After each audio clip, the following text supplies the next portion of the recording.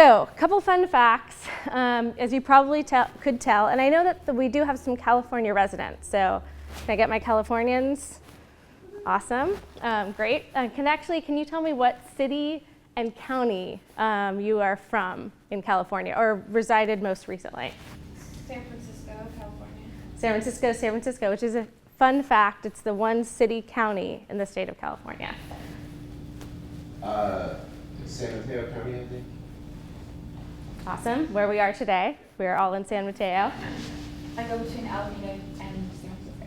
Awesome. I'm from LA. LA, the largest county in California and the largest county in the US. All my Californians? Okay, Los Angeles too.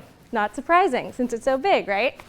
Okay, so California is not only large in terms of population, it's bigger than both Australia and Canada actually, but it is also very, very large in terms of economy.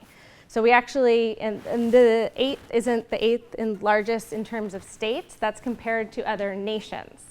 So what happens in California actually really matters on a global level. We are a minority majority state, and what that means is there's not one racial group that makes up the majority. And so, as they like to say, kind of in politics, especially in California, as goes California goes the nation. So we are kind of this really diverse, kind of left coast thinker that tends to be where ideas come to be tried and then trickle across the rest of the US.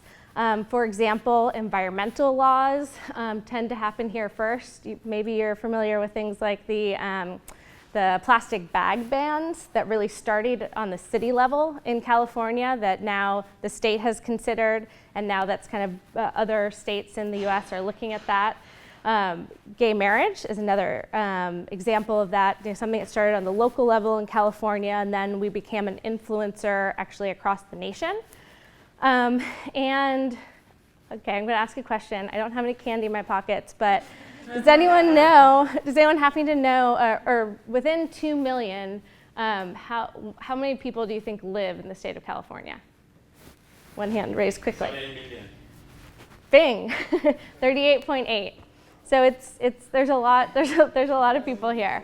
Excellent.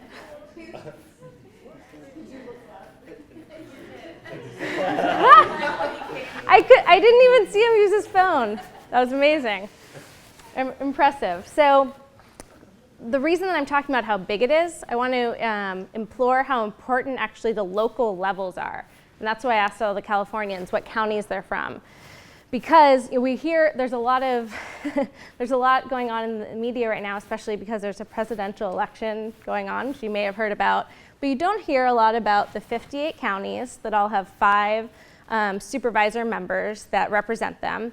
So let's dive into that for a second. So we have 2 residents from LA County here. There's about 11 million folks right in LA.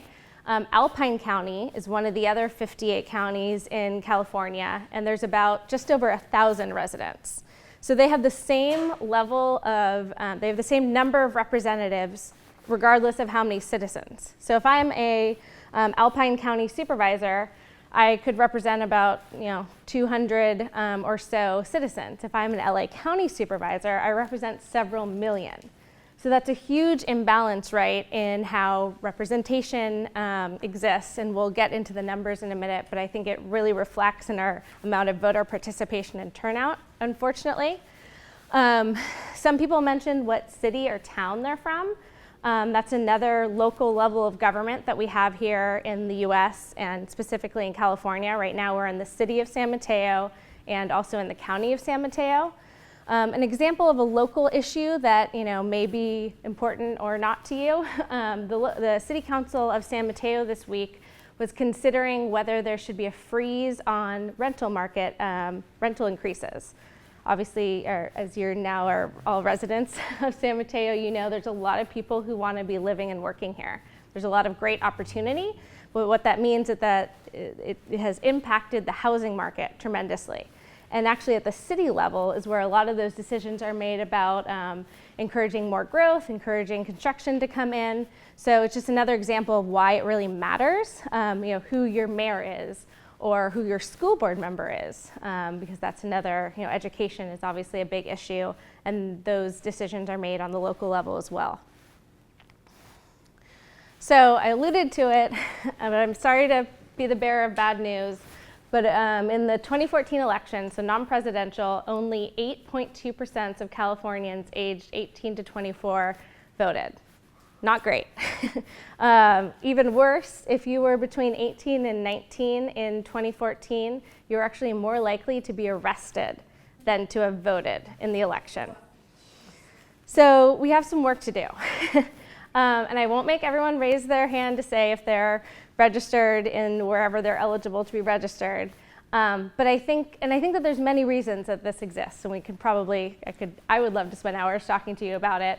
But we've kind of gone through the levels of government, and I think that there's a definite disconnect, and some would say mistrust of what government is actually doing, and I think a lot of confusion about, okay, so it's the city that's going to control whether my rent's going to go up, so why does it matter who the president is? There's a lot of good questions, and we could do a better job on education of those issues. So. Now for the good news. You guys are all here. And I started off by saying how excited I am to be in front of a group of innovators and entrepreneurs who have literally come from all over the globe and all over the state and the US to come and think about ways that they can create new things. And I think that government and the civic and GovTech industries is a great way to apply those skills. I'm going to talk a little bit more about Innovate Your State, which is a nonprofit that Tim Draper actually founded to encourage public participation and government outcomes. But I want to take a minute and talk about some of the bigger changes that actually some governments, I don't think we have any Estonian students here this time, but it's an example of a government that's really trying to innovate from the government level. So they've been able to institute a lot of digital filings. That's actually been a tremendous cost savings, as well as just really improved citizen customer interface.